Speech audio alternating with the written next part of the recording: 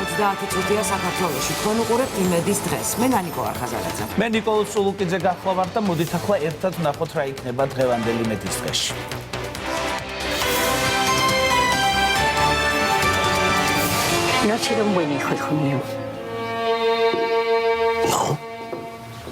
პედრო ალმოდოვარის ახალი ფილმი და მთავარი გმირები ანტონიო ბანდერასი და პენელოპა კრუსი კანის კინოფესტივალზე.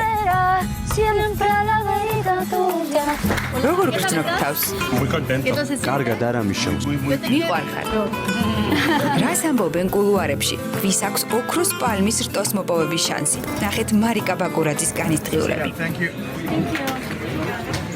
არამედ შეადარონ გადამავლას. ის სხვა თემაა, ის სხვა ამბებია. ქრონიკული დაღლილობის სურნელი. ალეკო შუღლაძის ახალი რომანი, სადაც ავტორი რეალიზმსა და წარმოსახვით სამყაროს შორის ბეწვის ხიდზე გადის. რამდენად შესაძლებელია შეიყვარო მტერი შენი და არის თუ არა წარმოსახვა რეალური. მინდა გავაერთიანოს ძლიერი სიუჟეტი და მინდა გავაერთიანო ძლიერი სათქმელი.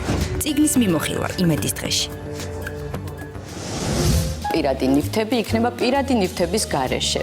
სახლში როგორი ხართ? ცუდი რასაკურველად ძიმე, ძალიან მიყვარს სიტყვა, მამა ამიხსენი რა არის პრეზერვატივი. არ მიყვარს პოლიტიკა. რაც პოლიტიკოსები. მე მინდა გამოვიდე კეთილი ადამიანი და მინდა გამოვიდე თეატრის რეჟისორი. რეჟისორი დათო დოიაშვილი, ნათია ორველაშვილის რუბრიკაში პირადი ნივთები. აი ვეძებ ჩემ თავს.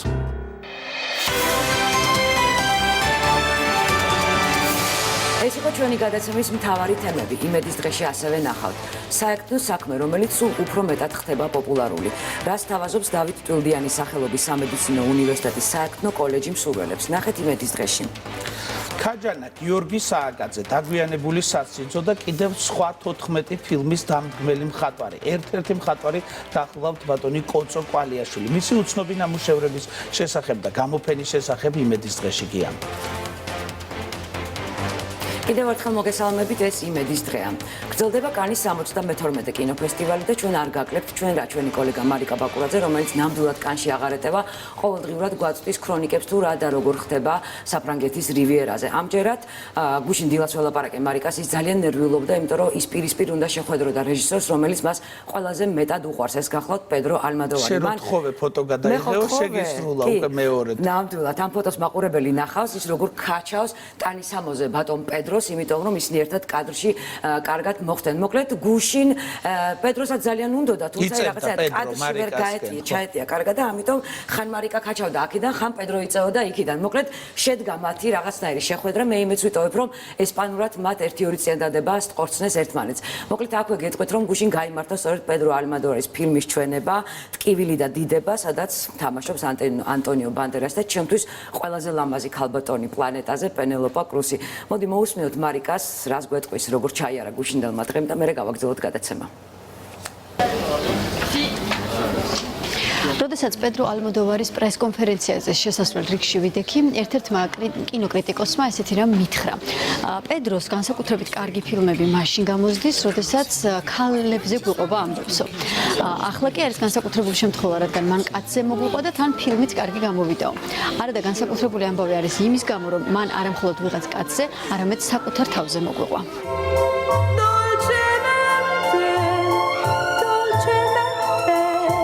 ეს არის არა ფილმი, არამედ პოეზია. ეს არის არა ტკივილი და დიდება, არამედ დიდების ტკივილი. ეს არის ალმოდოვარის დიდი დრამა, ანუ ალმოდრამა. აი ესეთი შეფასებები ისმოდა პრესკონფერენციაზე ჟურნალისტების და კრიტიკოსების მხრიდან. აქ საერთოდ კრიტიკოსები საკმაოდ დაუნდობლები არიან და თუ მათ ფილმი არ მოეწონებათ, ტაშსაც კი არ დაუკრავენ. ალმოდოვარის შემთხვევაში კი ტაში არ წყდებოდა, როდესაც ისინი საპრესკონფერენციო დარბაზში შემოვიდნენ. ტაში არ წყდებოდა ასევე პრემიერის შემდეგ. აუდიტორია ერთად გამოხატავდა ემოციას და მსახიობები ტიროდნენ კიდეც და საკმაოდ ემოციურად ჩაიარა ზოგადად მთელმა ამ დღემ. ემოციურად იყვნენ თავად ესპანელებიც, რომელმაც განსაკუთრებული გულწრფელობით გამოხატეს თავიანთი დამოკიდებულება ამ ფილმის შესახებ.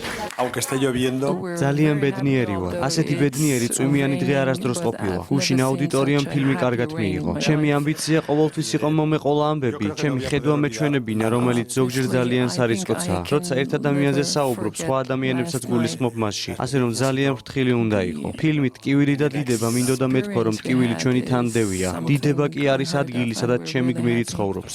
ეს ფილმი ჩემი რეალური ცხოვრებისა და იმპროვიზაციის ნაზავია. ბუნებრივია ეს არ არის ზედმიწევნით ჩემი ცხოვრება, თუმცა მე შევესწარი ქუჩას, რომელიც იყო ველური. კარგად ვიცი, რას განიცდის 9 წლის ბავშვი ასეთ სიტუაციაში. მინდა აღნიშნო, რომ დედაჩემს ამ ფილმის მეშვეობით პირველად შევხედე უცხო თვალით. ჩვენ ბევრი რამ ვიცოდით პედროს ცხოვრების შესახებ, მაგრამ იყო რიგი საკითხები, რომელზეც ვერც მობედავდით შეკითხვის დასმას. როცა ვნახე შესანიშნავი სცენარი შემძრა, ცრემლები ვერ შევიკავე, საოცრად დელიკატურად იყო გადმოცემული ყველაფერი. ჩემი გმირი ძალიან მნიშვნელოვანი ადამიანია მის ცხოვრებაში. ვერასდროს წარმოვიდგენდი, რომ ოდესმე ვითამაშებდი როლს, რომელიც ამ არაჩვეულებრივი ქალით იქნებოდა შთაგონებული. გუშინდელი დღიდან არაჩვეულებრივად ვარ. ძალიან კარგად ჩაიარა ჩვენებამ. არაჩვეულებრივი იყო. არ ვიცოდით, რამდენ ხანს გაგრძელდებოდა აპლოდისმენტები. ცოტა დაბნეულიც კი ვიყავით. ამ ფესტივალს ძალიან უყვარს პედრო. თუ ჩვენ რეალურად გვინდა გავიცნოთ ესპანელი ხალხი, ჩვენ უნდა ვნახოთ ესპანელი მსახიობები, უნდა ვნახოთ ესპანური მთვარე, უნდა ვნახოთ დალი, წავიკითხოთ გარსია ლორკა. ადამიანებმა რომ გაიგონ რა გადავიტანეთ ჩვენ ბოლო წლებში, უნდა ნახონ ალმოდოვარის ფილმები. მე ვამაყობ, რომ ალმოდოვარის ფილმებში მონაწილეობ და ეს ადამიანი ესპანელია. ზაფხული, როცა ამ ფილმს ვიღებდით, ჩემთვის როგორც მსახიობისთვის იყო ყველაზე ბედნიერი, რომელსაც მე ვერავინ ვერასდროს წამართნევს.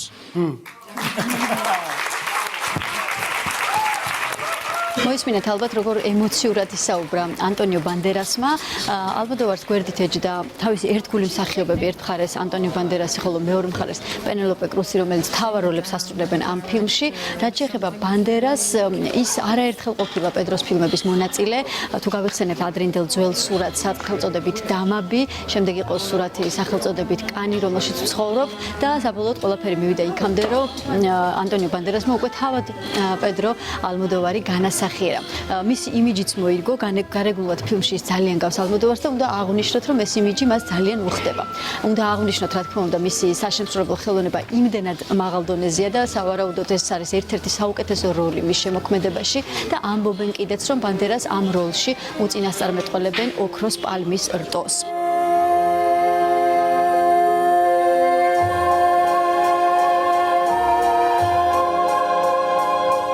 არის რეჟისორის ფიზიკური და სულიერი ტკივილების შესახებ, მისი გამარჯვებების შესახებ, მისი პირველი და რამდენიმე დაუვიწყარი სიყვარულის შესახებ.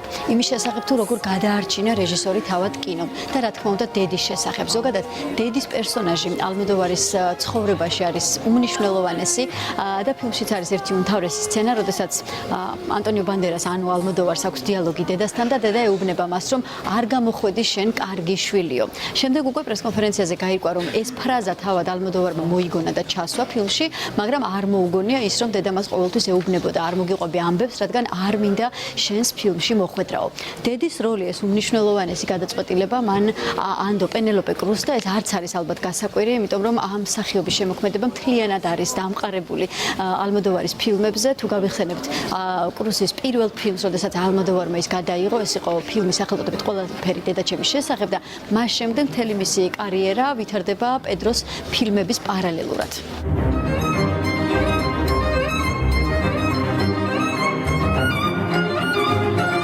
პედრო მოგვიყვა თუ როგორ უსმენს ის ბრაზილიურ მუსიკას სცენარის წერის დროს. ბრაზილიურთან ერთად მას არ დავიწყებია, რა თქმა უნდა, მექსიკური მუსიკა და განსაკუთრებით ჩაველა ვარგასი, რომლის სიმღერაც ფილმშიც ისმის და ანტონიო ბანდერასი, პედრო ალმოდოვარი, ანუ ჩაველა ვარგასი სადღეგრძელოსაც კი სვავს თავის ძველ სიყვარულთან ერთად. ასევე მან მოგვიყვა ის, რომ უკვე ორ ამბავზე ფიქრობს და მუშაობს და მას არ ეშინია ახალი გადაწყვეტილების მიღება.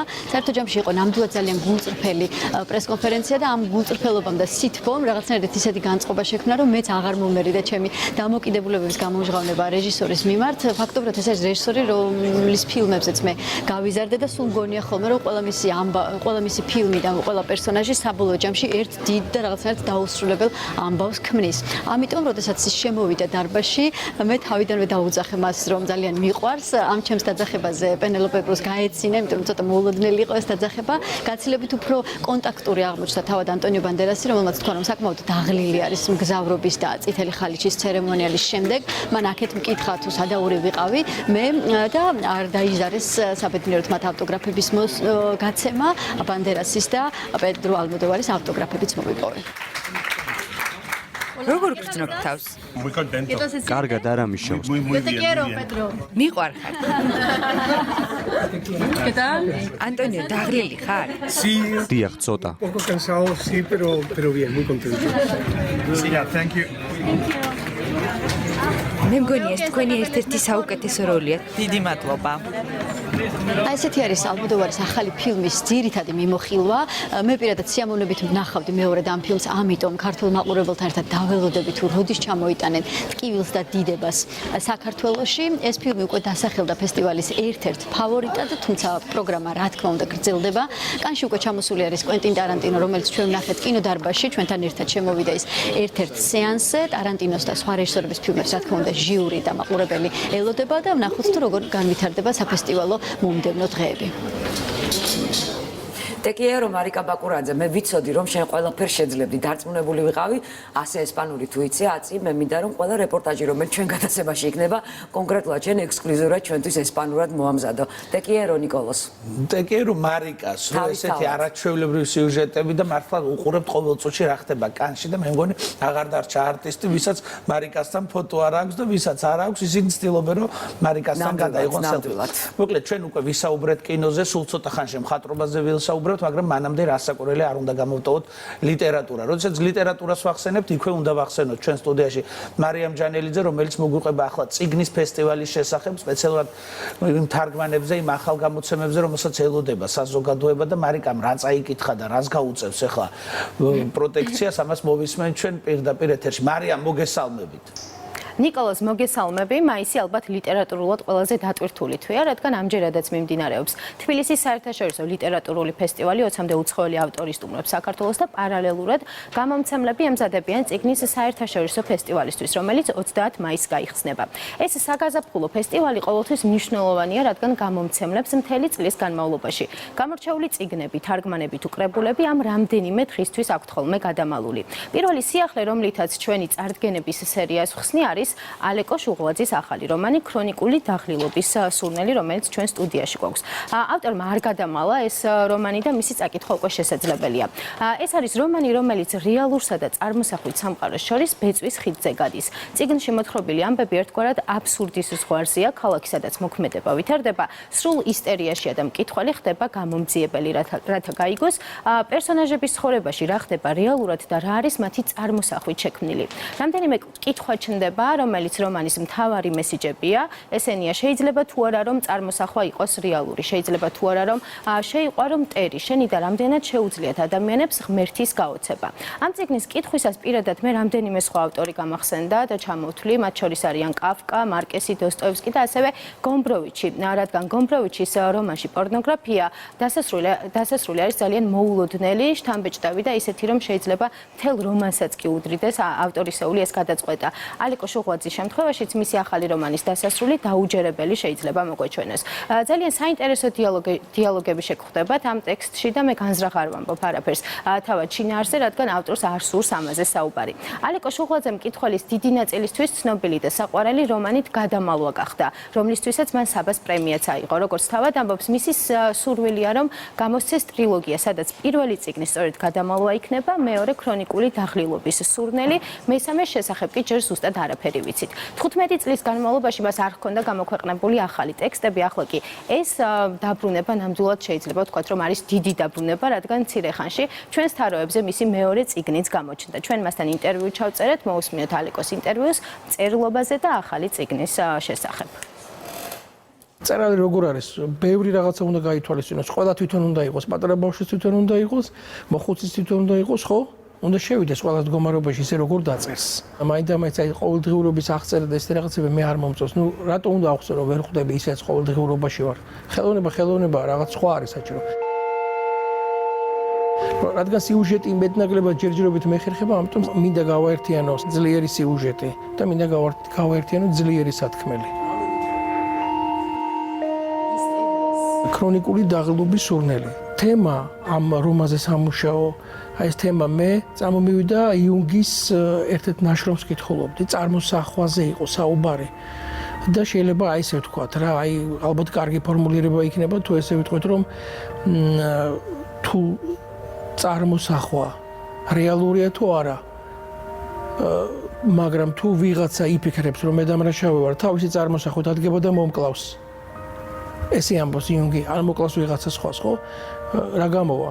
მისი წარმოსახვა რეალურ სახეს მიიღებს. მე რა რო არა ვარ დამნაშავე, მას ეგონება რომ დამნაშავე ვარ და მომკლავს. ეს დეტალები აღარ იყო საჭირო, როგორ ვერ უნდა ჩაიკითხოს. ამ წიგნის მთავარი მესიჯები ალბათ პერსონაჟებიდან გამომდინარე, თვითონ პერსონაჟები რასაც ფიქრობენ, ეს არის ის რომ ერთი-ორ მათგანს სურს ღმერთის გაკვირვება, გაოცება მისი. იმიტომ რომ თითქოს გზნობს რომ მიტოვებულია და რაღაცით უნდა გამოაცოცხლოს ღმერთი. მის მაგივრად უნდა რომ რაღაცა გააკეთოს, იმიტომ რომ თითქოს ის მართლა არ არის, ვეღარ ხედავს მას.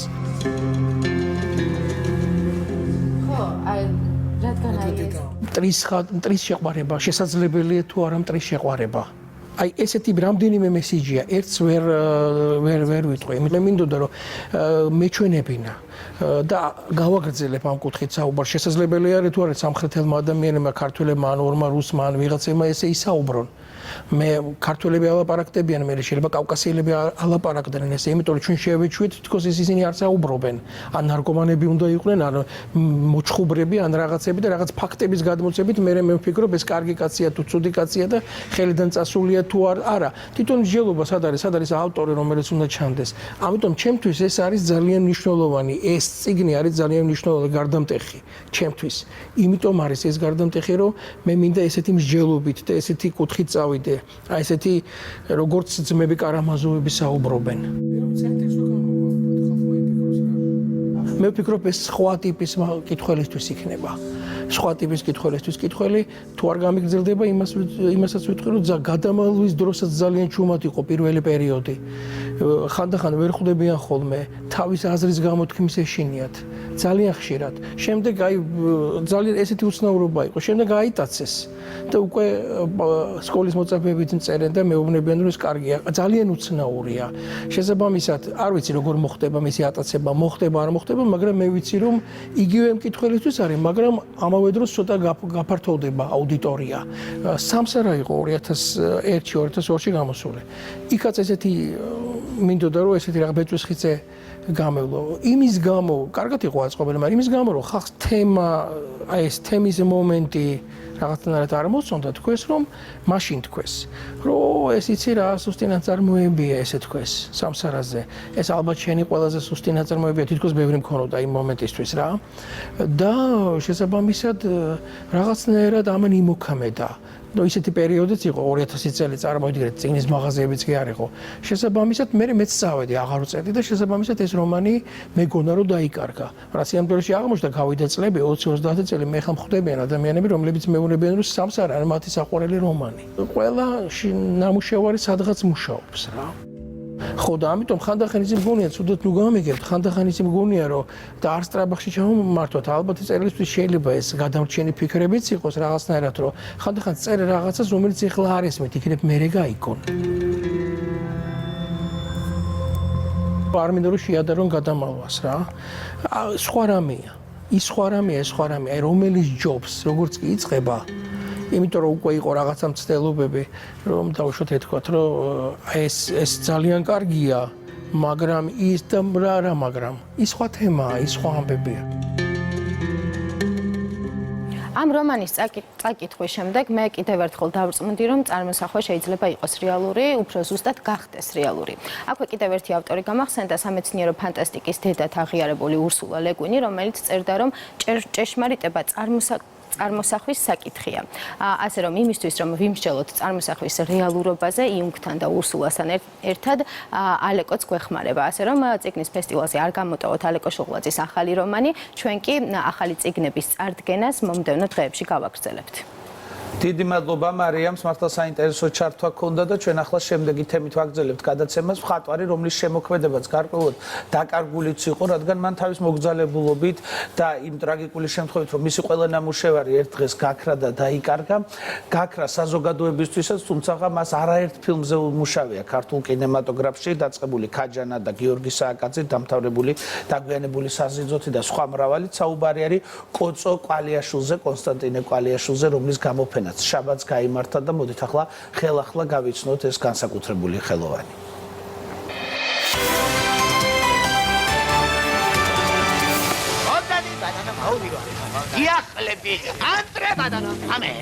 რაც გინახავს ვეღარ ნახავ. ქაჯანა, გიორგი სააკაძე, დაგვიანებული სასიძო. ამ და სხვა არაერთ ქართულ ფილმზე მხატვარი კოტე კვალიაშვილი მუშაობდა. 1935-80 წლებში ის კინოსტუდია ქართული ფილმის მხატვარი იყო. მას სახვითი ხელოვნების განვითარების საქმეში შეტანილი წვლილისთვის არაერთი ჯილდოც მიუღია.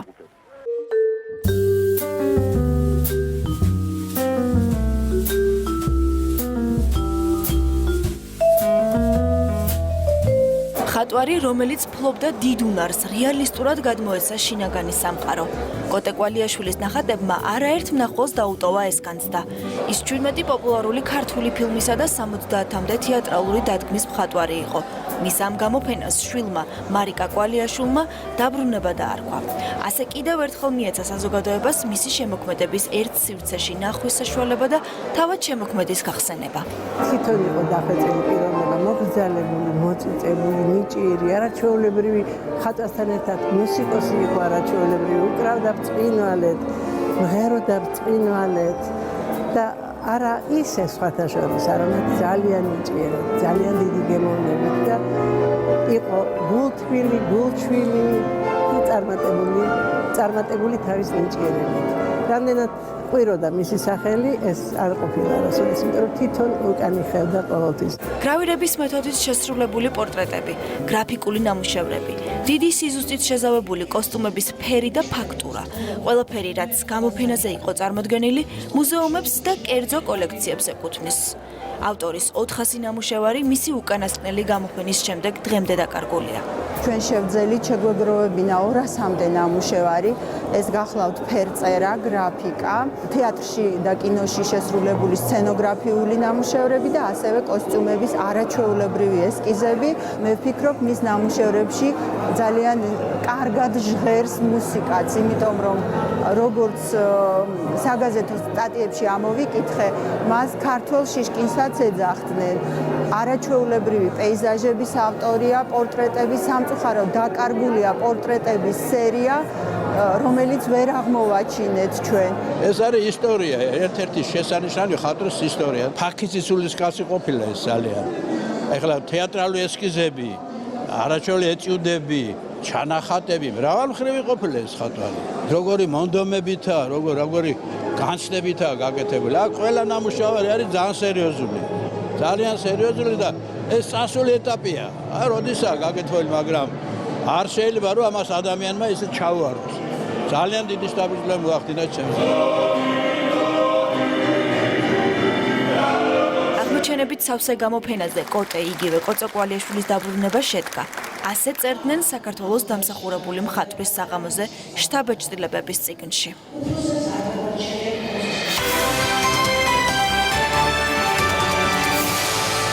მართლა მნიშვნელოვანია, რომ ესეთ სახელოვანი მხატვრის გარდაცვალებიდან 25 წლის თავზე მოეყარა ამ დაკარგულ და მიმობნეულ ნამუშევრებს თავი და გამოფენა მოეწყო და საზოგადოების წინაშე კიდევ ერთხელ წარსდგა დავიწყებული მხატვარი, რომელიც მართლა ღირსია, რომ მის შემოქმედება დაფასდეს. ჩვენ ახლა რეკლამას დაუთმობთ დროს და მალე დაგიბრუნდებით. დაგველოდეთ.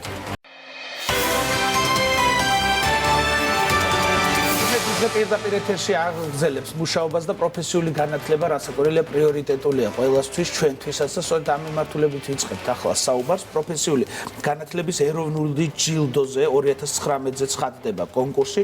პროფესიული განათლების ეროვნული ჯილდო წელს მესამედ ტარდება ღია კონკურსში. გამარჯვებულებს დამოუკიდებელი ჟიური 4 კატეგორიაში გამოავლენს და ჩვენ სტუმრებთან ერთად ვიწყებთ ამ თემაზე საუბარს. ჩვენი სტუმრები არიან ქალბატონი მაგდა მაღრაძე 1000 წლეულის გამოწვევის ფონდის ხელმძღვანელი და ბატონი ზურა კერვალიშვილი გუდავაძე პატარკაციშვილის ფონდის ხელმძღვანელი. მოგესალმებით და დიდი მადლობა რომ იღებთ ჩვენს გადაცემაში მონაწილეობას. ჩვენ ახსენეთ 4 კატეგორია. მოდით რომ განვარტოთ, იმიტომ რომ დარწმუნებულია ძალიან ბევრს მოუნდება ახლა ამ კონკურსში მონაწილეობის მიღება და რა არის ეს 4 კატეგორია რო გწანოთ. მოგესალმებით პირველ რიგში 1000 წლეულის გამოწვევის ფონდი გუდავაძე პატარკაციშვილის ფონდთან ერთად უკვე მესამე წელია ახორციელებს პროფესიული განათლების ეროვნულ ჯილდოს, რომლის მიზანი გახლავთ პროფესიული განათლების პოპულარიზება დღეს ქვეყანაში ძალიან ბევრი საინტერესო რამ ხდება პროფესიულ განათლებაში. ჩვენ უკვე ვხედავთ კერძო საჯარო პარტნიორობებს და ასევე ძალიან კარგ მასწავლებლებს, რომლებსაც უწინ მიყავთ პროფესიული განათლება და მაღალი ხარისხის სწავლასწავლების პროცესს გვთავაზობენ. ასევე გვყავს წარმატებული პროფესიული საგამართლებლო დაწესებულებები და სტუდენტები და გადავწყვიტეთ, რომ შევთავაზოთ ეროვნული ჯილდო, სადაც გამოვავლენთ საუკეთესო მაგალითებს 2019 წლის ამ შემთხვევაში და 4 კატეგორია, რომელშიც ჩვენ დავაჯილდოვებთ ფინალისტებს, იქნება პროფესიული განათლების წარმატებული სტუდენტი, პროფესიული განათლების წარმატებული მასწავლებელი, პროფესიული განათლების წარმატებული ბიზნეს პარტნიორი და პროფესიული განათლების პროვაიდერი, ანუ დაწესებულება. ანუ სრული სპექტრი მოცული გაქვთ ამ შემთხვევაში, რაც შეეხება პროფესიულ განათლებას. ბატონ ზურაბ, სწავლა რო პრიორიტეტია ჩვენი ქვეყნისთვის, ეს გაცხადებულია ხომ, ვიცით ყველამ, თუმცა პროფესიული სწავლება, რომელიც თავის დროზე არ იყო ძალიან მნიშვნელოვანი და თითქოს გვსჯიდნენ აი ამ პროფესიული სასწავლებლებით, ახლა ძალიან პრიორიტეტულია. თქვენი მხარდაჭერა ამ შემთხვევაში რას გულისხმობს? რომ გითხრათ სწორედ ამ ჯილდოსთან დაკავშირებით. როგორც ქალბატონ მაგდამ მოგახსენათ, მესამე წელია ეს კონკურსი ტარდება. ჩვენ 2017-დან ვართ ამ კონკურსის გენერალური სპონსორები, წლევანდელი წლის კონკურსის სპონსორები ჩვენ ვართ. ჩვენი მხარდაჭერა გამოიხატება, აი როგორც ქალბატონ მაგდამ ბრძანა, კერძო და საჯარო პარტნიორობის მაგალითი არის. ანუ ჩვენ როგორც კერძო ფონდი მონაწილეობთ ამ დარგის განვითარებაში, იმიტომ რომ უაღრესად მნიშვნელოვანია, რომ პროფესიული სწავლების პოპულარიზაცია მოხდეს. სწორედ ამას ემსახურება ეს პროექტი, რომ უფრო მეტად დაფასებული იყოს ადამიანები, რომლებიც სწავლებით არიან დაკავებული, ან ვინც ასწავლიან, ეს არის დაწესებულება თუ მასწავლებლები და ასევე ვაჩვენოთ საზოგადოებას, რომ ძალიან მნიშვნელოვანი არის მიიღო კარგი, სწორი პროფესიული განათლება, რომლის შედეგაც შეძლებს უამრავი დიდი მასა ადამიანების დასაქმდეს და იყოს კმაყოფილი თვითრეალიზაციით და მისი შემოსავლით. ქალბატონ მაგდამ, აი ბოლონის პროცესი როდესაც შემოვიდა საქართველოში, იქ ესეთი კითხვა შეეწერა, რომ რა არის ფუნქცია მასწავლებლისა. და ნუ რასაკვირველია ჩვენ ყველამ თქვით მაშინ, რომ ეს არის მოსწავლის აღზრდა. და იქ ეწერა, რომ მასწავლებლის ფუნქცია არის მოსწავლის აღზრდა პლუს დარგის განვითარება. და მართლაც გლობალურად რო შეხედო, ეს არის მთავარი, რომ ისე აღზარდოს მოსწავლე, რომ ის დარგი განვითარდეს, რა დარგშიც მე იმენ უნდა იმუშაოს. მიზნებზე რო ვილაპარაკოთ, რა არის მთავარი მიზეზი და მიზანი თქვენი კონკურსის? უკვე აღნიშნეთ ჩვენ, რომ პროფესიული განათლება დღითიდღე უფრო პოპულარული ხდება და რა იწვევს ამ პოპულარობას, მოდით ამაზე ვისაუბროთ მოკლედ. სხვა შორის საინტერესოა, რომ დღეს საქართველოში ვიზიტით იმყოფება სავალუტო ფონდის მმართველი დირექტორი, რომელმაც აღნიშნა, რომ საქართველოს ერთ-ერთი გამოწვევა სწორედ მაღალი კვალიფიკაციის კადრები და ადამიანური კაპიტალია. სწორედ ამ პრიორიტეტზე არის დღეს გაკეთებული მთავარი აქცენტი საქართველოს მთავრობის, ზოგადად ჩვენი ქვეყნის და ის პროექტი, რასაც ჩვენ ვახორციელებთ, პროფესიული განათლება ეკონომიკის განვითარებისთვის, რომლის ფარგლებში წარმოვადგინეთ ეროვნული ჯილდო პროფესიული განათლების, სწორედ მიზანი ამ პროექტისა გახლავთ, რომ ქვეყანას ხელი შეუწყოთ, რომ საქართველოში მოხდეს ისეთი კვალიფიკაციის კადრების და ადამიანური კაპიტალის უпростоრად მომზადება, რაც დღეს შრომის ბაზარს დამსაქმებლებს ესაჭიროება და ეს თავისთავად ცხადია ხელშეუწყობს კერძო სექტორის განვითარებას, ბიზნესის განვითარებას, ეს ხელშეუწყობს დასაქმებას და საბოლოოში ეკონომიკის ზრდას და სწორედ ამ თემებზე საუბრობს ძალიან ბევრი ესეთი წარმატებული ადამიანი დღეს, როგორც მოგახსენეთ მე საერთაშორისო სავალუტო ფონდის მმართველი დირექტორი, რომელსაც ამაზე ძალიან დიდი აქცენტი გააკეთა დღეს სტუდენტებთან შეხვედრის დროს. მიზანი სწორედ ამ ჯილდოსი გახლავთ, რომ როგორც თქვი, ის წარმატებული მაგალითები დღეს რაც გვაქვს საქართველოში. იქნება ეს სტუდენტის, რომელიც სწავლობს ეუფლება პროფესიულ განათლებას და შემდგომ საქმდება, თუ იქნება ეს მასწავლებლის, რომელიც როგორც თქვენ აღნიშნეთ, არა მხოლოდ განათლებას, ცოდნას, არამედ იმ უნარ-ჩვევებს გადასცემს სტუდენტებს, რაც მათ სჭირდებათ მომავალში დასაქმებისთვის და წარმატებისთვის თავის დარგში. სწორედ ეს გახლავთ ერთ-ერთი მიზანი და გარდა გარდა ამისა, კერძო საჯარო პარტნიორობა, ანუ ბიზნესის ჩართულობა პროფესიულ განათლებაში, ჩვენ გვინდა რომ წავახალისოთ, გვაქვს ძალიან კარგი მაგალითები ამისა, გვაქვს მაგალითები, როდესაც კერძო სექტორი ბიზნესი ინვესტიციებს დებს პროფესიულ განათლებაში, რადგანაც ხედავს, თუ რა სარგებელი შეიძლება მოუტანოს პროფესიულმა განათლებამ, მას რა მოგება შეიძლება მოიტანოს კარგად განვითარებულმა ადამიანურმა კაპიტალმა, ანუ კადრებმა და გარდა ამისა, რა თქმა უნდა, პროფესიულ საგანმანათლებლო დაწესებულებებს წავახალისებთ, ვაჯილდოვებთ, რომლებთაც განსაკუთრებული წარმატება აქვთ, წელს მიღწეული, აქვთ საინტერესო მაგალითები, როგორც სწავლასწავლების ხარისხის განვითარების, ასევე პროფესიული განათლების პოპულარიზების, ასევე კერძო სექტორთან თანამშრომლობის და კერძო სექტორს რატომ ვახსენებ ასე ხშირად, რადგანაც პროფესიული განათლება რეალურად კეთდება იმისთვის, რომ ჩვენ კერძო სექტორს, ბიზნესს მოუმზადოთ მაღალი კვალიფიკაციის კადრები, რომლებიც შემდგომ შეძლებენ ამა თუ იმ ბიზნესის და დარგის განვითარებას. კაპიტან მაგდა ვიდრე ბატონ ზურაბთან გადავალთ კითხვით, ალბათ ძალიან ბევრი მაყურებელი ახლა ფიქრობს, რომ მეც მივიღებდი დიდი სიამოვნებით მონაწილეობას ამ კონკურსში. მოდი ვაჩვენოთ მაყურებელს კი ერთად როგორ შეიძლება განაცხადის შევსება, ეს ონლაინ ხდება მხოლოდ და მხოლოდ მეგობრებო. ახლა მე ვთხოვ ჩვენს რეჟისორს, რომ ჩემი კომპიუტერი აჩვენოს. მოდი კაპიტან მაგდა თქვენთან ერთად ავუხსნათ ჩვენს მაყურებელს. ესე იგი შევდივართ თქვენს გვერდზე.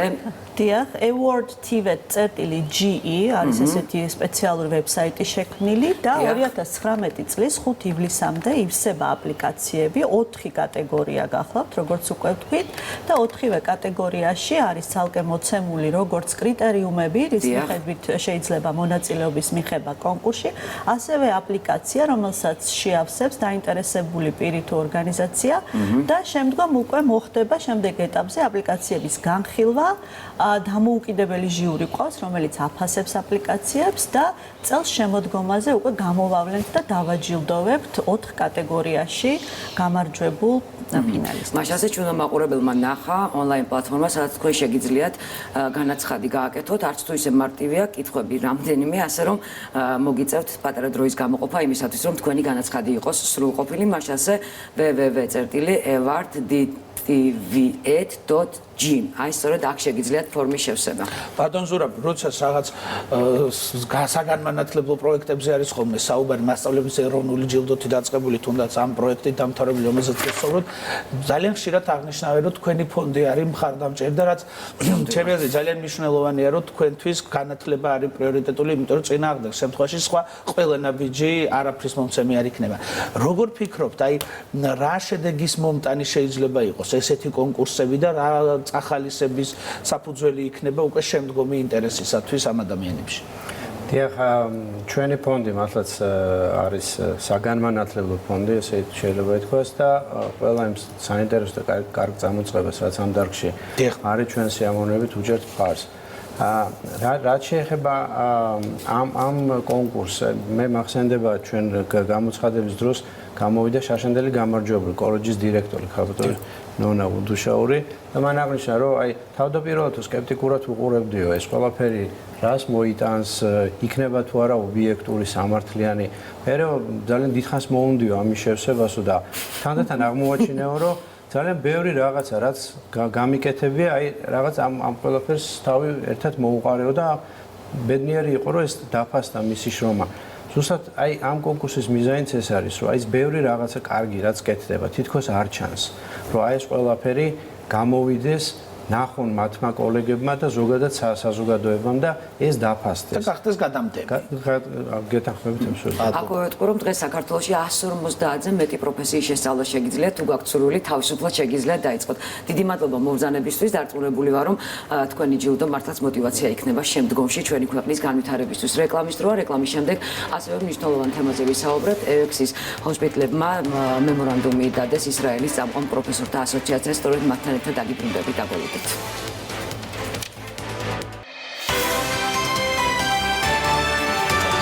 იმედის დღე დაბრუნდა პირდაპირ ეთერში ძალიან მნიშვნელოვანი თემით. ევექსის ჰოსპიტლებსა და წამყვან საერთაშორისო მედიცინის პროფესორთა ასოციაცია ალიმ შორის მემორანდუმი გაფორმდა, რომლის ფარგლებშიც განხორციელდება გრძელვადიანი პროფესიული თანამშრომლობა ევექსსა და ისრაელის წამყვან სამედიცინო პროფესორების გაერთიანება შორის. სწორედ ამ თემაზე მე მინდა სტუდიას სტუმრებს ვთხოვო. სტუდიაში შემოვიდნენ ალიმპის პრეზიდენტი პროფესორი დანი ბიტრანი და ასევე ევექსის კარდიოლოგიური სამსახურის ხელმძღვანელი სულხან ლომინაძე, რომელიც დეტალურად გაგვარკვევენ თუ რას ითვალისწინებს სწორედ ეს მემორანდუმი, რის ფარგლებშიც მე დარწმუნებული ვარ, რომ ჩვენი მედიცინა კიდევ უფრო წინ წავა. გამარჯობა, დიდი მადლობა მობრძანებისათვის, გთხოვთ დაბრძანდეთ.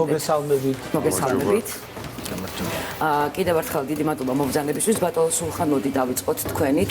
მე პირველ რიგში გილოცავთ ამ მემორანდუმის გაფორმებას, თუმცა საინტერესოა რეალურად რას მოიცავს ეს მემორანდუმი. დიდი მადლობა მოწვევისთვის. ეს მემორანდუმი მარტო ჩვენთვის მოსალოცი არ არის, ეს მართლა ქვეყნისთვის მოსალოცი ამბავია, იმიტომ რომ ეს ორგანიზაცია წარმოდგენილია საუკეთესო სპეციალისტებით ისრაელის, რომლებსაც აქვთ ძალიან დიდი გამოცდილება და ძალიან დიდი სახელი თავის დარგში და ყველა ეს ჩვენი კოლეგა მოტივირებულია, რომ საქართველოს დაუდგეს მხარში ყველა დარგის განვითარებაში, განათლებაში და პაციენტების განკურნაში. მექანიზმი იქნება ასეთი, რომ ექსკლუზიურად ამ ხალხს აქვთ შესაძლებლობა გააკეთონ ოპერაციები ან კონსულტაციები მხოლოდ საქართველოში პოსტსაბჭოთა სივრცეში, რასაც ძალიან დიდი მნიშვნელობა აქვს რეგიონისთვის და სამედიცინო ტურიზმის განსავითარებლად და ეს ძალიან სერიოზული პროექტია. მე ცოტა მოგვიანებით უკვე სამედიცინო დარგში რა სიახლეებს და ინოვაციებს ველოდებით მაგაზეც დაგიგუნა. ბატონ სულხან, სამწუხაროდ კარდიოლოგიური მიმართულება ძალიან აქტუალურია და ძალიან დიდია პროცენტულად პაციენტთა რაოდენობა. ხო, რატო გადაწყვეტეთ, რომ ნიშანდობ ისრაელთან დაგედოთ მემორანდუმი? ეს განპირობებულია იმით, რომ თავის დროზე ბატონი დანი ბიტრანი იყო ჩემი ხელმძღვანელი, წამიყვანა ისრაელში ფელოუშიპზე და 2 წლის განმავლობაში მისი მხარდაჭერით მოახდინე ამ დარგის ათვისება, ასე რომ ვთქვათ და ამიტომ ეს კონტაქტები და ურთიერთობა ჩვენ არ დაგვიკარგავს და რომ ევექსში ამხელა შესაძლებლობა რომ დაინახა რა რესურსი გააჩნია ამ ევექს ჰოსპიტლებს, გადაწყდა რომ მოდით ერთობლივად რაღაც ვითანამშრომლოთ და აი ასე საწინდარი ჩაერგა. ასე გაფორმდა მემორანდუმი კი ბატონო. მოდი ახლა მე მინდა ვკითხო ბატონ დანის მემაყურებელს. კიდევ ერთხელ შევახსენებ, ისრაელის წამყვანი სამედიცინო პროფესორების ასოციაციის პრეზიდენტი გახლავთ ბატონი დანი. გაერთიანებაში 60 პროფესორია და საინტერესოა, როგორ მოხდება თქვენი თანამშრომლობა.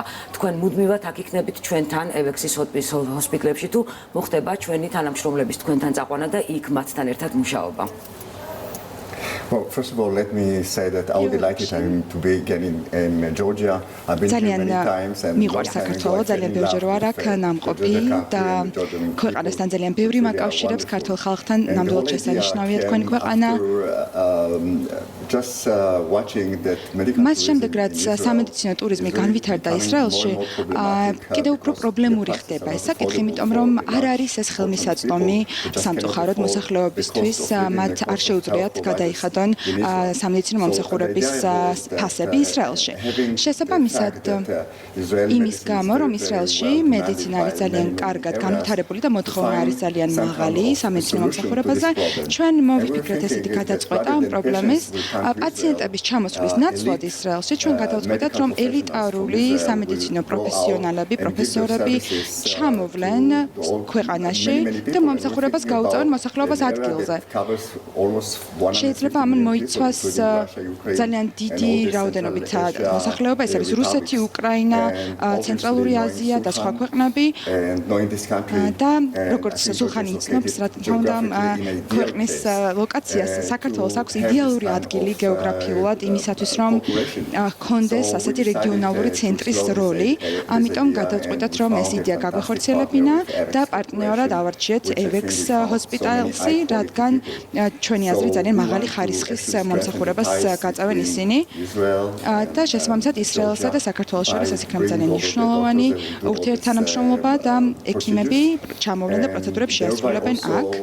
ასევე შევქმნით სამედიცინო პროფესიონალ პროფესიონალიზმის ცენტრის საქართველოში.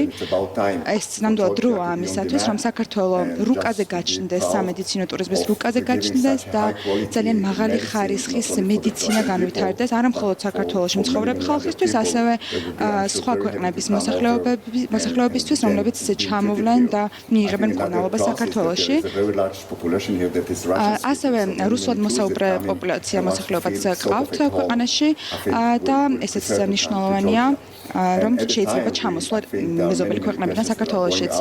და ასევე მრავალი პაციენტი თქვენგან მიდის სხვა ქვეყნებში, როგორც ვიცით, ეს არის თურქეთი და სხვა ქვეყნები და ეს არ არის გამართლებული, ამიტომ დროა რომ შევცვალოთ ეს პრაქტიკა და უფრო როგორც ბატონო სულხამა ახსენა, ჩვენ შევქმნით ძალიან მნიშვნელოვან ურთიერთთანამშრომლობის მაგალითს, ეს არის საუკეთესო ქირურგი ერთ-ერთი.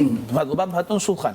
ძალიან მნიშვნელოვანია, როდესაც ისინი ჩამოდიან ჩვენთან და ჩაატარებენ პროცედურას, თუმცა ხშირად არის შემთხვევები, როცა არ იქმნეს დრო და ვერ დაელოდები მათ ჩამოსვლას. ახსენა ჩვენმა სტუმარმა, რომ იხსნება რაღაც სამედიცინო ცენტრი. თუ არის ამ მემორანდუმის ფარგლებში ესეთი აქცენტები გაკეთებული, რომ უკვე ჩვენი სტუდენტები ჩავლენ იქ, გაივლიან სტაჟირებას, რომ უკვე ჩვენ გვაქვს კარგი ტექნიკურ-მატერიალური ბაზა, მაგრამ გვჭირდება უკეთესი თანამედროვე გამოწვევების ფლობი სამედიცინო კადრები. გუშინ წინ ქონდა საერთაშორისო კონფერენცია ჯიმპა ევექსის მოწყობილი და ზუსტად ჩვენი კოლეგები იყვნენ ისრაელიდან, ონკოლოგიის დარგში, ბევრი კოლეგა იყო გერმანიიდან, ევროპიდან და საქართველები, რომლებიც არა საქართველოს მოღვაწეობენ კი. ზუსტად გუშინ წარმოიშვა აზრი და ეს ძალიან მალე განხორციელდება. ევექს გააჩნია თავისი რეზიდენტურა და წარჩინებულ სტუდენტებს თავისთავად გაუშვებთ ისრაელში, რავადით 1 წლით, 2 წლით ეს უკვე დამოკიდებული იქნება იმ მიმართულებით, რა მიმართულებაში ისინი ღებულობენ განათლებას. ასე რომ ეს საკითხი ძალიან მნიშვნელოვანია, რომ ზუსტად აქ ჩამოყალიბდეს საუკეთესო როგორც ჰოსპიტალის მომსახურეობის საკითხი, ასევე განათლების და მე ვფიქრობ ეს კომპლექსური თემა მალე დაიძლევა და იქნება ერთ-ერთი ყველაზე წარმატებული პროექტი საქართველოში და ევექსში. თუმცა საინტერესოა მემორანდუმს ხელი მოეწერა, რა ხნის განმავლობაში იქნება შესაძლებელი, რომ აი თქვა ჩამოვიდნენ ექიმები და უკვე რთული შემთხვევები აქ განიხილონ, აქ უმკურნალონ და აქ მართონ ჩვენი პაციენტები. და ეს ყველაფერი უნდა იყოს ხელმისაწვდომი, რაც თავარია. ეს არის პრიორიტეტი ხო ამ მემორანდუმის? ეს არის ხელმისაწვდომი, ეს ერთ-ერთი მთავარი აზრი და მიზეზი იყო ის, რომ ახსენა ბატონმა თანიმ, რომ ისრაელის ფასები იმდენად მაღალია, რომ სხვა ქვეყნ რუსებსაც უკვე უჭირთ, უკრაინელებს იქ მიიღონ სამედიცინო მომსახურება და ზუსტად მაქედან გამომდინარე, რომ ჩვენ ამ სერვისს, იგივე ხარისხის, იგივე კოლეგების სერვისს თავაზობთ ნახევარ-ფაში და უფრო ნაკლები, ამიტომ ეს საკითხი იქნება ცალსახად ყველასთვის ხელმისაწვდომი და ეკონომიკასაც და ქვეყანასაც წაადგება ჩვენი უცხოელი პაციენტები, ვინ ჩამოვლენ და საქართველოს ბიუჯეტს შეავსებენ. ნამდვილად ერთი არის, რომ ტურიზმი განვითარდება სამედიცინო, რომელიც რეალურად ძალიან კარგია ჩვენი ქვეყნისთვის, ეკონომიკის, ჩვენი მოქალაქეების უკვე შედარებით ხელმისაწვდომ ფასად იმკურნალებენ და მე მინდა კიდევ ერთი რამ ვკითხოთ, რამდენი ხანი გაჩერდებით თბილისში და რამდენ ადამიანს ექნება საშუალება, რომ თქვენთან კონსულტაცია გაიაროს ან თუნდაც მკურნალობა დაიწყოს. Well, we don't know, it's a multi-stage ეს ზუსტად არ ვიცით, ეს მრავალსაფეხურიანი პროცესია, მაგრამ ვიმედოვნებთ, რომ პირველ რიგში, როგორც ბატონო სულხამა ახსენა, გვინდა სამომავლოდ ადამიანური რესურსები განვავითაროთ და ახალგაზრდა ექიმები საქართველოში იყვნენ პროფესიონალები. ჩემი აზრით, იქნება მოთხოვნა ასეთ პროფესიონალებზე და კარგი კომბინაცია იქნება ეკონომიკური სარგებლის, ასევე ღირებულების, რასაც შევქმნით სამედიცინო განათლების კუთხით და საქართველოსთვის იქნება მრავალმხრივსარგებლიანი. იმედი მაქვს, რომ პროექტი წარმატებული იქნება. დიდი მადლობა მოგზაურობისათვის. დარწმუნებული ვარ, რომ ჩვენი მედიცინა ისეთი კარგი იქნება, რომ ჩვენ არავის არ მოგვიწევს საზღვარგარეთ წასვლა სამკურნალოდ. კიდევ ერთხელ მადლობა. თუმცა იმისათვის, რომ სამედიცინო დაწესებულება გამართული იყოს, უნდა არსებობდეს კარგი ექთანი. ჩვენ უკვე რამდენიმე წელია ამ თემაზე ვსაუბრობთ, თუმცა ექთნის მნიშვნელობა ჯერ ბოლომდე გააზრებული არ გვაქვს. სწორედ ეს იქნება ჩვენი გადაცემის შემდეგი ნაწილი სასაუბრო თემა კარგი ექთანი. აქვე გეტყვით, რომ ტვილდიანის სახელობის სამედიცინო უნივერსიტეტის საექნო კოლეჯი უკვე 2 წელი არსებობს ხდება აბიტურიენტების მიღება და შემდეგ ავტომატურად მას დასაქმება. სწორედ ეს თემა არის ჩვენი სასაუბრო თემა ამ ნაწილში. მე მინდა ახლა გითხრათ, რომ ჩვენ სამ სტუმართან ერთად მოგვიწევს საუბარი, ერთი მათგანი კვლავაც უცხოელია, მოკლედ მე მინდა მივესალმო მათ ნინო ფანცულაია, სასწავლო დეპარტამენტის ხელმძღვანელის მოადგილე, ასევე ვახტანგ ფილაშვილი, ექიმი პირმანსენის მუნიციპალურ საავადმყოფოში და პირმანსენსის და ასევე ერვინ მერცი, რომელიც პირმანსენსის მუნიციპალური საავადმყოფოს საექნო დეპარტამენტის ხელმძღვანელია. დიდი მადლობა მობრძანებისათვის კიდევ ერთხელ და კიდევ ერთხელ მოდი აუხსნა ჩვენს მაყურებელს, რომ არა ექთანი შესაძლებელია სამედიცინო დაწესებულებმა სრულიად ვერ შეძლოს ხარისხიანი მოღვაწეობა, ხომ? მოდი აუხსნათ, რას ნიშნავს ხუთსაფეხურიანი მიღება, რომლის სწავლის საშუალებაც აქვთ აბიტურიენტებს სწორედ ტვილდიანის სახელობის კოლეჯში. მოგესალმებით, პირველ რიგში მადლობას გიხდით მოწვევისთვის. ჩვენი პროგრამა საექნო განათლება ნიშნავს, რომ როდესაც სტუდენტს უნდა უпроსტ სკოლადამთავრებელს უნდა რომ ჩააბარეს ჩვენთან, ერთიანი ეროვნული გამოცდების გარეშე შეუძლია რომ მოხვდეს ჩვენთან.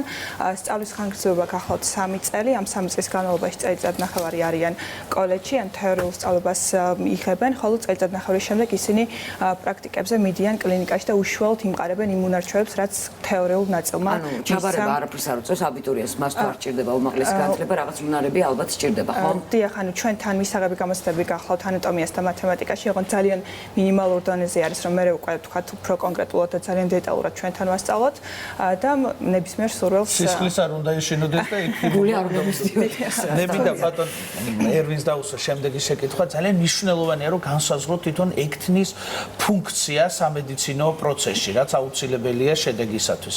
რომ კიდევ ერთხელ ბრძანოთ ამ In Deutschland ist es so, dass wir in der Krankenpflege viele Tätigkeiten ausführen, die die medizinische Arbeit unterstützen, die aber auch ureigen in der Pflege sind und notwendig sind, damit Patienten genesen können und damit der Erfolg auch der Operation oder der diagnostischen Arbeit gewährt ist. გერმანიაში ზოგადად ექთნის პროფესია ძალიან მნიშვნელოვანია, ისევე როგორც მთელ სოფლიოში. ისინი იღებენ თავის თავზე ძალიან ბევრ ფუნქციას, მათ შორის ექიმების ფუნქციასაც, რაც უმსუბუქებს შემდეგ მუშაობას და ამავე დროს თავად ექიმებს. ანუ პაციენტი რომ მოდის პირველი მას ხვდება ექთანი, შემდეგ კურნალობისას მას თუ თანსდევს ექთანი, რომელმაც ასევე სახლში უნდა გააცილოს. ანუ ძალიან დიდი როლი აქვს ხო ამ შემთხვევაში. შეიძლება ითქვას, რომ ეს უბრალოდ ერთი და იგივე ექთანი არ არის, მაგრამ პრაქტიკულად მიმღებში ექთანი, რომელიც პირველად მიიღებს, ეგრეთ წოდებულ ტრიაჟს გააკეთებს. დიახ. შემდეგ უკვე სტაციონარში და ასე შემდეგ. რა თქმა უნდა, ეს ყველაფერი ექიმის მეთვალყურეობის ქვეშ მიმდინარეობს, მაგრამ ექთნის ფუნქცია ძალიან დიდია და ესეც ძალიან დიდი დახმარება ჩვენთვის, ექიმებისთვის, ჩვენ ზოგადად დიდ დროს და ასევე ხარჯებს თვით საავადმყოფო. საინტერესო ახლა თქვენი გერმანული გამოცდილებით საქართველოს დღეს განვითარებით სად არის, როგორ აღვიქვავთ ჩვენ ზოგადად ექთნის არსებობას და როგორ არის დაფასებული დღეს ჩვენთან ეს პროფესია? დაფასებული რამდენად არის ამაზე ვერ გეტყვით, ეს თქვენ უკეთესად იცით, მაგრამ ის რომ ექთნის პროფესია ძალიან მნიშვნელოვანია და თუ ჩვენ საერთოდ პრეტენზია გვაქვს იმაზე, რომ მომავალში ჩვენთან მედიცინა უნდა განვითარდეს და იმ დონეს უნდა მიაღწიოს, ექთნის გარეშე წარმოუდგენელია. ამიტომ ექთნის პროფესია უფრო მეტად უნდა დაფასდეს და შესაბამისად დღესდღეობით საქართველოში დაახლოებით ჩვენ 3-ჯერ უფრო მეტი ექთანი გვჭირდება, ვიდრე გვყავს დღევანდელი მონაცემებით. სამჯერ უფრო მეტი გვჭირდება, ვიდრე გვყავს დღესდღეობით. გასაოცრად კლინიკები იხსნება, სადაც მშენებლობა არის, 10 კორპუსი შენდება და 9 კლინიკა. ისეთი მშენებლობა მიდის ახლა საავადმყოფოების. თქვენ ბრძანეთ, რომ ვისაც სურვილი აქვს. ერთი არის შეიძლება სამედიცინო მიმართულებას კარგად ფლობდა და მე ვფიქრობ, მათთან ერთად უნდა იმუშაონ ფსიქოლოგებმა, იმიტომ რომ ძალიან მნიშვნელოვანია პაციენტის რეაბილიტაციაში, გამოჯანმრთებაში ფსიქოლოგიის მნიშვნელობა. ხო, აი რა კომპლექსურ როლს გაივლის ექთნობის მსურველი. დიახ, აი ეს როგორც უკვე აღნიშნეთ, ჩვენი პროგრამა 3 წლიანი რო გახდა, ეს გაცილებით დახვეწილი არის, ის მორგებული არის არა მხოლოდ ევროპის სტანდარტებს, ნუ მაქსიმალურად ვცდილობთ რომ ამერიკის სტანდარტებსაც მოვერგოთ, შესაბამისად, როგორც აღნიშნეთ, ის ფსიქოლოგიური როლი, კომუნიკაციის როლი, რომელიც ძალიან მნიშვნელოვანი არის ექთანსა და პაციენტ შორის, ექთანსა და ექიმ შორის, ასევე მის თავმჯდომარეთან შორის, ეს მუდმივად გასდევს ამ 3 წლის განმავლობაში, ან კომპლექსური სწავლება ეწოდება ჩვენთან მოსულ და ჩვენ დაინტერესებულ ნებისმიერ მსურველს. ნამდვილად მე მინდა ბატონ ერვინს ვკითხო, თქვენ აფინანსებთ ზოგადად სტუდენტებს, რომელსაც შემდეგ გარანტირებული აქვს უკვე კარგი სამუშაო ადგილი, რაც თავარია კარგი ანაზღაურებით. თუ შეიძლება ამაზეც რო გითხრათ, ანუ თქვენ თვითონ ზრდით თქვენივე თანამშრომელს, ხო? ihr finanziert und ihr bereitet selber vor die Schule für euch. Ja? Was könnt ihr darum sagen? Warum machen wir das und wie das läuft? Genau. Ja. Wir machen dieses Projekt, weil in Deutschland wie in vielen anderen Ländern der Welt die Bevölkerung überaltert ist und wir schaffen es nicht mehr mit eigenen jungen Menschen die Versorgung der alten Menschen sicherzustellen. Und daher müssen wir im Ausland rekrutieren, Mitarbeiter rekrutieren, um die Pflege und Versorgung in Deutschland auf Dauer sicherzustellen. თვითონ მოსახლეობა გერმანიაში და მათ შორის ევროპაში უკვე ასაკში შედის, სამწუხაროდ არ ხდება შესაბამისი შევსება კადრების, უფრო მეტი დამხმარე ჭირდებათ, უფრო მეტი ექთანი, უფრო მეტი ექიმი, შესაბამისად დეფიციტი ამ პროფესიაში რა თქმა უნდა არსებობს და სწორედ ეს არის ინტერესი, რატომაც ისინი ეძებენ შესაბამის პარტნიორებს საზოგადოებრივ მათ შორის საქართველოში. Wir haben schon Krankenhäuser und Pflegeeinrichtungen, die schließen, Stationenbereich schließen müssen, weil kein Pflegepersonal da ist. გერმანიაში არის შემთხვევები, როდესაც მთლიანი განყოფილება იხურება, სწორედ იმიტომ, რომ არ ყავთ ექცნები. აქედან გამომდინარე, რომ ამ კონკრეტულ შემთხვევაში ჩვენი საავადმყოფო იგივე საშიშროების წინ არ დადგეს, ცოტა შორეული პროექტი დაიგეგმა, იმ მხრივ, სადაც 2-3 წელიწადში გარკვეული შევსება მოხდეს კადრების ამ შემთხვევაში საქართველოსთან. დეფიციტი არამედ გერმანიაში და ალბათ სოფლიოში ყველგან არის. უბრალოდ ვინ როგორ რეაგირებს. დიახ, მე ნინოს მინდა ვკითხო დუალური სწავლება, რომელსაც გადის სტუდენტი თქვენთან მოსული და შემდეგ დასაქმება, მე როგორც ვიცი, სტუდიანი თავიდან ბოლომდე იღებს მეტნაკლებად დასაქმების პრობლემასაც, ხო? როგორც მოგეხსენებათ, როგორც ვყავთ თქვი, ნახევარი წელი, ან უბრალოდ 3 წლის განმავლობაში ნახევარი განაკვეთის კლინიკაში არის, ანუ პრაქტიკულ უნარჩვებს იმუშავებს. შესაბამისად, სწავლის დასრულების შემდეგ ის გაცილებით კვალიფიციური კადრი არის, ვიდრე აქამდე იყო. ჩვენი კოლეჯი უზრუნველყოფს, რომ დასაქმებული იყოს გარდა გერმანული მხარისა, ჩვენ ასევე გვყავს სამედიცინო კორპორაცია EVEX-ი, რომელიც უზრუნველყოფს სტუდენტების დასაქმებას და დღესდღეობით უკვე გვყავს პირველი კურსდამთავრებულები და მათი 90% არის უკვე დასაქმებულები. 90% უკვე დასაქმებული არის დასაქმებული, დიახ, და ძალიან ვამაყობთ ჩვენ ამ პროცენტი გავუშვათ გერმანიაში გამეხმარში. თვითონ ახლა გვიყურებს მაყურებელი და მოუნდათ რეგისტრაცია. რთულია ეს პროცედურა და როგორ პროცესი ძალიან მარტივი არის, შეუძლიათ რომ მობრძანდნენ ჩვენს კოლეჯში, წერეთლის 121 ნომერში გახლავთ ჩვენი კოლეჯი, ან დაგვიკავშირდნენ შემდეგ ნომერზე 2 35 77 70 571 23 99 94 ან 599 43 60 50. ანუ საშემოდგომო მიღება უკვე დაწყებული არის ჩვენთან, ასევე გვექნება მოსამზადებელი კურსი და უფრო მეტად მომამზადებთ ჩვენით დაინტერესებულ პირებს ჩვენთან მოსახვედრად. ისებეც ჩავაბარეთ თქვენთან გამოცვა და გამოცდა, თუმცა საღამოს ჯგუფს ველოდები. მეგობრებო, თუ გაქვთ სურვილი რომ იყოთ ექთანი, ჩააბარეთ და საღამოს ჯგუფი დავგეგმოთ ერთად. მე მაინტერესებს პარალელურად სწავლებისა თქვენი სტუდენტები პრაქტიკას თუ გადიან EVEX-ის საავადმყოფოებში. გადიან პრაქტიკას, რითაც კიდევ ერთხელ ვთქვათ, უფრო მეტად ხარისხიანი ექთნები არიან უკვე სწავლის დასრულების შემდეგ. თუმცა თქვენ ისეთი მულიაჟები გაქვთ, რომ მე მგონი განსხვავებას იმ წუთას აბიტურიენტი ვერ ხედავს, ნამდვილ ადამიანთან აქვს ურთიერთობა თუ მულიაჟთან. მე როგორც ვიცი, დაფინანსება სტუდენტ შეუძლია თავად მან მოიპოვოს გრანტი და შემდეგ უკვე მოდი ეს ავუხსნათ ნაბიჯ ჩვენს მაყურებელს. აი გერმანიის შემთხვევაში იგი სრულიად იპოვებს დაფინანსებას, EVEX-ის შემთხვევაში მას აქვს გრანტის და სესხის მოპოვების საშუალება, ის დამოკიდებულია მის აკადემიურ მოსწრებაზე და ასევე მას შეუძლია რომ თვით დაფინანსებით ისწავლოს და მან თვითონ დაიფინანსოს საკუთარი თავი, ანუ ძალიან დიდი მრავალარჩევანი აქვს ჩვენთან მოსულს. ძალიან დიდი მადლობა. პირიქით მადლობა თქვენთან. მნიშვნელოვანი ინიციატივაა, ჩვენ ახლა უნდა დაგემშვიდობოთ, თუმცა რასაკვირველია ორშაბათი ვერ ჩაივლის პირადი ნივთების გარეშე, თუმცა პირადი ნივთები არ იქნება, მისი სტუმარი იქნება დავით დოიაშვილი, რეჟისორი. ძალიან საინტერესო დიალოგის მოსმენის შესაძლებლობა გეძლევა, ჩვენ კი ხვალამდე გემშვიდობებით. ნახვამდის.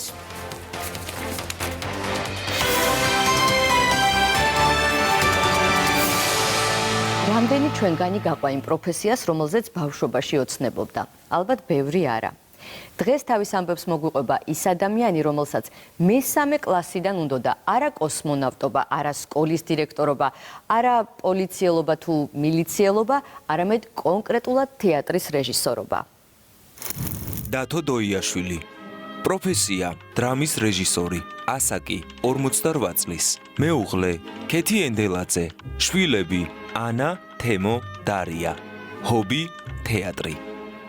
რუბრიკა პირადი ნივთების სტუმარი დათო დოიაშვილია დღეს და რუბრიკა პირადი ნივთები იქნება პირადი ნივთების გარეშე.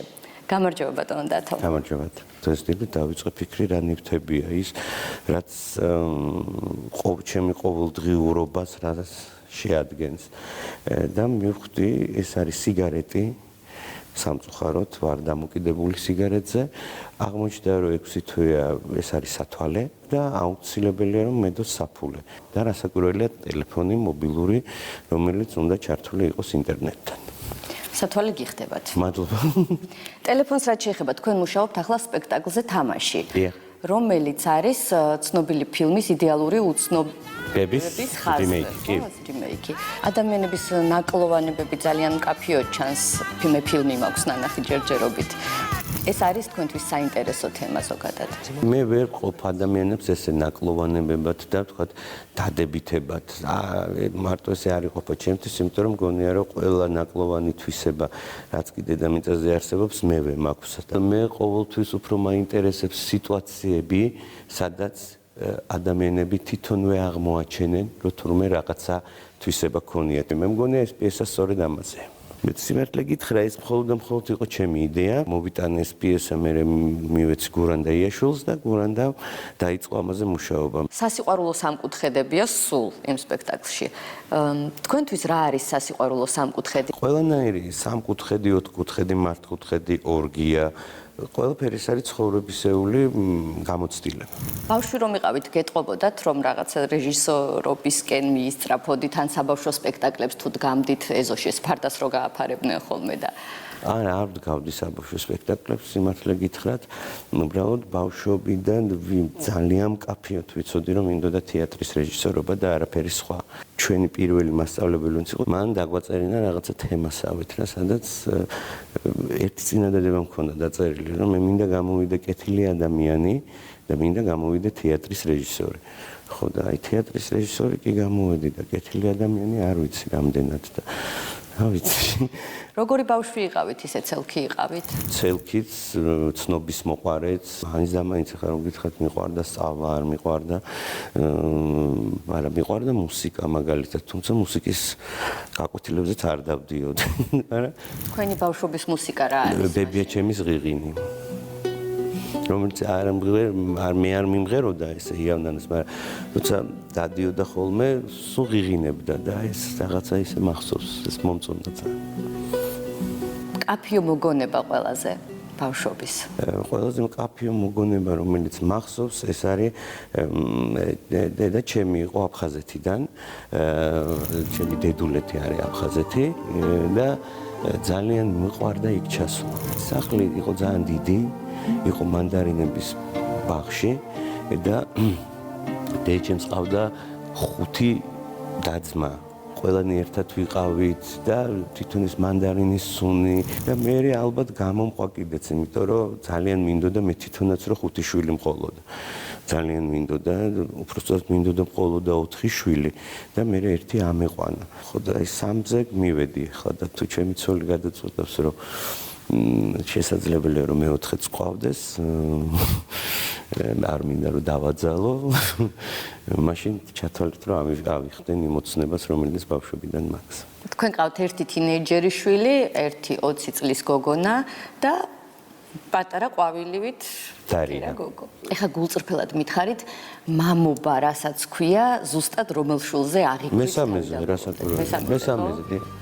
იმიტომ რომ პირველ შულზე ვერ ვიტყვი რომ მე მზად ვიყავი ან მამობისთვის, იმ პასუხისმგებლობისთვის, რასაც მამობა ქვია, რასაკვირველია არა და ესენი დღესაც მგონია რომ ჩემი ანა განსაკუთრებით მგონია რომ ჩემი და არის თუ არ ვიცი რაღაცა სხვა არის. მეგობრები შექმენით თითქოს ხო? ხო, უფრო ესეა და არც ახლა მაქვს პატარისთვის დრო, მაგრამ თუ აი რაღაცა პატარა მცირეს მაინც გამოვნახა, ხვდები რომ მიმიწევს იქით გული და მინდა რომ მას დავუთმო ეს დრო. ახლა ის ასაკი აქვს, როცა ძალიან ბევრ კითხვას ვამე ხოლმე. ბოლოს რა გკითხათ ისეთი? იყო წვიმიანი ამინდი და მითხრა რომ მამა რატო ისეთი ამინდი და მითხრა ნუ აი წვიმს და იმედი. მაჩუკე ფერადი ამინდი. დაახლოებით აი მაშინ ვარ. თუ შევძლებოდეს მე რომ პატარა შვილს აჩუქო ფერადი ამინდი, ალბათ ნიშნავს რომ კაი მამა ხარ და მე ვერ ვარ კაი მამა, ვერ ჩუქნი ბავშვებს ამინდი. გაჭედილ ხართ რაიმე კითხვაზე, როდესაც დაუსვამს კითხვა და თქვენ ვაიმე ხარ აუპასუხო? კი, როგორ არ გავჭედილი ვარ, იმიტომ რომ მაგალითად ჩემი შვილი ბიჭი რამდენი წლის იყო არ ვიცი, მოვიდა და მკითხა, პატარა იყო, მამა ამიხსენი რა არის პრეზერვატივი და ნუ მივხვდი რომ ძალიან რთული კითხვათან არასდროს არ მინდა ხოლმე რომ ბავშვებს მოვატყუო, ძალიან დავიბენი და მივხვდი რომ ერთადერთი რითიც მოვიშორებდი იყო რომ ბაბუა შენს კითხის უკეთ აგიხსნის ამას თქო. ამით დავამთავრე. როგორ გამომძვრა? ამარა მეკდა. და გაიგო ბოლოს? ანუ იმედი მაქვს რომ გაიგო. რანაირად დავსე კითხვა. თუ გახსოვთ, პირველი შექება რომელიც მოისმინეთ თეატრალურ ინსტიტუტში და აი შთაბეჭდილებით სავსე იყავით ამ დროს. ერთ-ერთი ყველაზე დიდი გამართლება რაც ცხოვრებაში მქონია ეს იყო მიხეილ თუმანიშვილი, ჩემი პედაგოგი, რომელიც ალბათ რომელმაც განაპირობა ან შეცვალა, შეიძლება ითქვას, ჩემი აზროვნებაც და რაღაცა ხედვაც კი ძალიან სიტყვა ძუნწიკაცი იყო, არ უყვარდა შეხება არასდროს. მეორე კურსზე გავაკეთეთ პატარა ნაწყვეტი. ეს იყო ორფეოსი ჯოჯოხეთში ეშვება, რომელიც უნდა ინახა ბატონ მიშას და მე მიდიოდა საშინელი გარჩევა, რომ დამთავრდა და დავსხედით რომ უნდა გაირჩეს, უცებ ბატონი მიშა ადგა და წავიდა. და მახსოვს რომ გავეკიდე და მეთქე ბატონი მიშა კარგი თქო რა ნუ მიბრაზდებით თუ შენიშვნა მაინც მომეცით თქო. ასე ჩემომხედა მითხრა ესეთი რა დათო რაც მე ვნახე იქ არაფერი არ იყო შესანიშნავი და წავიდა. ძალიან დიდხანს ფიქრობდი რომ ეს რას ნიშნავდა, ანუ შენიშვნის ღირსი არ ახარ, თუ შესანიშნავი არაფერი არ იყო. და მე დავურეკეთ ქალბატონ ლეილას, მის მეუღლეს, ლეილა მთვარ ძალიან კმაყოფილი მოვიდა, აბა შენიც ესე გააგრძელე თუ რაღაცა. თქვენ შესახებ ინტერნეტში ბევრი ინფორმაცია არ იძებნება და მე ესე დავდიოდი ადამიანებთან მივდიოდი და ვეკითხებოდი აბა დათო დოიაშვილზე რას მეტყვით და პირველი რასაც მეუბნებოდნენ იყო ის რომ თეატრი არის მისთვის ყველაფერი. მეორეს მე რეგეტყვით. მე მგონია რომ სწორედ თავარი რამე ვიპოვე და არასდროს ეს არ არის ჩემთვის სამსახური. ვერ დავარკვევ რომ ეხლა მე მივდივარ სამსახურში, იმიტომ რომ აბსოლუტურად არაფრით არ გამსხვავდები ჩემი შვილისგან, რომელიც ზუსტად ისევე თამაშობს მაგიდის ქვეშ დღეს, როგორც მე იქ სადაც მივდივარ. ზუსტად ანალოგიურად თამაში თუ თამაშობ. ანალოგიურად მინდა დავიჯერო რომ ეს მაგიდა სახლია და თან კიდე დიდ ადამიანებს დავაჯერო ეს რომ ეს მაგიდა არ არის, ეს არის დიდი სახლი და რაც უფრო მეტ ფორმას ვიპოვი ამ დამაჯერებლობისთვის, მით უფრო საინტერესო იქნება თეატრიც და ცხოვრება. თუ ადამიანები იპოვიან თავის ჰობს და იმას გადაიქცევენ პროფესიად, მე მგონია რომ იდეალური სიმშვიდე დაისადგურებს დედამიწაზე. თქვენ გახასიათებთ ერთი უცნაური რაღაც სპექტაკლები, რომლებიც კარგია. აი ესე ქრება ხოლმე ერთ დღეს და მე აღარ იდგმება. რატომ? თეატრი იმიტომაც მიყვარს და იმიტომაც თქვათ არ მინდა თქვათ სხვა პროფესიაში არსებობა, რომ ის ძალიან ცოცხალი ორგანიზმია და არის როგორც პეპელა. რაც არ უნდა გადასხმები გაუკეთოთ პეპელას, იმას აქვს თავისი ცხოვრების ზუსტი დრო. თეატრი იწყება იქ, სადაც იწყება პირველი მაყურებელი და სადაც არტისტია. სადღაც შუაში ჩდება ის ურთიერთობა, რომელიც ყველაზე ძნელი მისაღწევია, რომელსაც ვერც კამერა, ვერც ვერანაირი ციფრული ტექნოლოგია ვერ იღებს. სწორედ ამიტომ მიყვარს თეატრი და როცა ეს ქრება, ის სპექტაკლიც უნდა გაქრეს. ჯობია დარჩეს მოგონება, თუ ის ამას იმსახურებს და თუ არ იმსახურებს, მაშინ ისიც გაქრება ისე როგორც ყველა დანარჩენი. პეპელა. ხო. გაქვთ თქვენს ლამაზ პეპელა. თუმცა არის სპექტაკლები, რომლებმაც ძალიან დიდ დროს გაუძლო თქვენი სპექტაკლები. მაგალითად, ჯინსების თაობა. ჯინსების თაობა არ ყოფილა სპექტაკლი, ხო, თუ სიმართლეს ვილაპარაკებ, ეს იყო აქცია ჩემი მხრიდან და რაღაცა პირველი მცდელობა, რომ დავაფიქსირებინე რაღაცა ჩემი მოქალაქეობრივი პოზიცია. როგორც კი ეს დავაფიქსირე, მივხვდი, რომ აღარასოდეს აღარ უნდა დავაფიქსირო ჩემი მოქალაქეობრივი პოზიცია, იმიტომ რომ ეს არის ჩაერთო აბსოლუტურ კიდევ უფრო ცუდ და ჭუჭყიან თეატრში, რომელსაც პოლიტიკა ქვია. თავიდან როცა ამ სპექტაკლს ვაკეთებდი, საერთოდ არ მიფიქრია, რომ 10 სპექტაკლზე მეც გაუძლებს ეს. დღეს უკვე აბსოლუტურად სხვა ხალხი თამაშობს, არავინ აღარ დარჩა იმ ხალხიდან. ხო, იმ პირველი შეიძლება 2 კაცი ან 1 კაცი არ ვიცი, მაგრამ დარჩა ისტორია და დარჩა დარბაზი სულ ივსება. კი. იცით რა არის, არასდროს მე არ მგონია რომ თქვა ჩემს სპექტაკლებს როდესაც მქონია პრობლემა იმის რომ დარბაზი არ გავსებულიყო. თავარი არის დარბაზიდან გასულმა მაყურებელმა ერთი წამით მაინც დაიწყოს ფიქრი იმ პრობლემაზე, რაც ნახეს. პოლიტიკაზე რომ დაიწყეთ ლაპარაკი, წეგან ძალიან შეგეცვალათ განწყობა უცებ რა. არ მიყვარს პოლიტიკა. არც პოლიტიკოსები. ეს არის რაღაცა სფერო, სადაც თავიდანვე აპრიორი მოსულია ყველაფერი. თუ ამაზე წამსვლელი ხარ, ნიშნავს რომ შენ პოლიტიკოსი ხარ. მე არ მიყვარს ესეთი ხალხი. ცოტა მეშინია. სახლში როგორი ხართ? ცუდი რა, საკვირველად ძიმე. მეც ძიმე თავიდანვე ჩემნაირი მეორე რო დადიოდეს, ამ ძიმე იქნება. რაღაც რომ ფუჭდება სახლში, რა ვიცი, აი მოსმანია. არ დაივიწყეთ ახლა რა. არ ვიცი ეგეთი მე მყავს არჩევლებრივი მეუღლე, რომელმაც აი ეს რაღაცა ეს საზრუნავი რუტინა ძალიან კარგად აიღო თავის თავზე. სიყვარული რა არის თქვენთვის? რა, ესე ძალიან ძნელია და მეგობრობის დღიურივით კითხვა იყო? ხო, ძალიან რთულია. არსებობს რაღაცა, რასაც მეც და ისიც ძალიან ვუფრთხილდებით რა, რომ არ გაიცვითოს, რომ არ გახდეს ბანალური და არ გახდეს რაღაცა ყოველდღიური. სანამ ეს გრძნობა რაღაცნაირად არსებობს, მანამდე შემიძლია ვიცოდებოდე მეკმრად ის ცოლად. ბილდ სიტყვაობა უყვარსო ეგ მითხრეს კიდე თქვენზე. ძალიან მიყვარს ბილდ სიტყვაობა, იმიტომ რომ მგონია რომ ნეგატიურ ენერგიას ამით მასშტაბი რა ქვია გავაფრქვევ ხოლმე, ხო და როდესაც საზღვარგარეთ გავს სპექტაკლებს, როგორც წესი მიდის გვერდზე თარჯიმანი, ვისთან ერთადაც მუშაობ და თავიდანვე პირველი რასაც თარჯიმანს ვეუბნები არის რომ მე ვიგინები ძალიან ბევრს, ამიტომაც გინება არ გადათარგმნო და ძალიან ხშირად არის ხოლმე როცა მუშაობის პროცესში მე ვიგინები ან რაღაცას ვშვები ან არ ვიცი ძალიან ბევრ სიტყვას ვხმარობ, ისინი მიყურებენ და თარგმანი თარგმნის მხოლოდ ერთ წინადადებას და გაკვირვებული არტისტები უყურებენ. რომ ძალიან უცნაურ ენაზე საუბრობთ. არის რამე სიტყვა რომელიც გინდათ რომ ამოაგდოთ თქვენი ლექსიკონიდან და ვერ აგდებთ რა. მე მაქვს ესეთი აი პრივეტ მინდა მოვიშორო და სულ ვებრწვი. არა, არ ფიქრობ ესე და არ ფიქრობ რომ სიტყვები მჭირდება იმისთვის რომ გამოვხატო რაღაცა ემოცია. ამიტომ არ ვებძვი ამ სიტყვებს და თუ ეს ემოცია გამოიხატება სიტყვა, თქვა დედაში მაპატიეთ ამას რომ ამბობ. არ ვებძვი ამას. არ გეშინიათ ექსპერიმენტების თეატრში? მე იმიტომ ვთქვი რომ ეს ჩემი ჰობია რომ თამაშის დროს არ გიშინია შეცდომების დაშვების. იქ სადაც ადამიანს ეწყება შიში შეცდომის დაშვების, იქ მთავრდება ჩემი აზრით საერთოდ ადამიანური ცხოვრება. თქვენი ოცნების სპექტაკლი გაქვთ ასეთი, რომელიც გინდათ დადგათ? ჩემი ოცნების სპექტაკლი ჩემი ცხოვრება, რომელიც მინდა რომ იყოს ძალიან საინტერესო სპექტაკლი ჩემთვის. როგორი როლი გაქვთ მაგ სპექტაკლში? თავარი. თავისთავად. როგორი პერსონაჟი ხართ? არ ვიცი. აი ვეძებ ჩემ თავს, ხო გითხარი. ნელ-ნელა ისეთ თვისებებს აღმოვაჩენ, რომელიც საერთოდ არ ვიცოდი თუ მქონდა. წარმატებები ამ აღმოჩენების გზაზე. დიდი მადლობა თქვენს. დიდი მადლობა თქვენ რომ დამთანხმდით. უგულესი მადლობა.